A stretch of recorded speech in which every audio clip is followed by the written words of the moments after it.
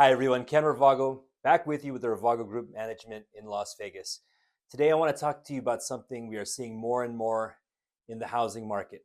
It's what we call accidental landlords. An accidental landlord is someone who's never planned to own a property or own a rental property. They simply bought a home to live in, but circumstances changed.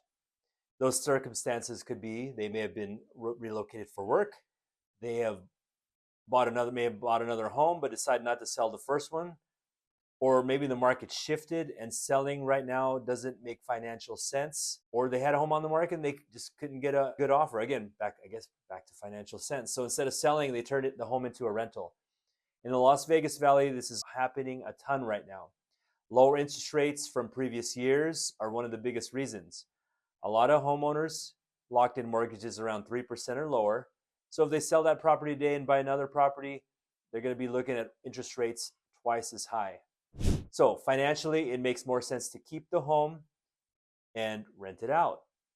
But becoming a landlord, even accidentally, comes with responsibilities. First, you have to understand Nevada landlord-tenant laws. And there have been some new ones, especially over the last year, 18 months. I have information on other videos. There's very specific rules about leases, security deposits, notices, and evictions. Second, you have to think about tenant screening. A good tenant can make owning a rental property a great long-term investment. A not-so-good tenant can create months of stress and thousands of dollars in damage or lost rent. And third, you need to make a plan for maintenance and repairs. When something breaks, tenants expect a timely response. That means coordinating vendors, vetting vendors, handling emergencies, and making sure the property stays in good operating condition. And number four, you need to think long-term. For many accidental landlords, this first rental property becomes the start of a real estate portfolio.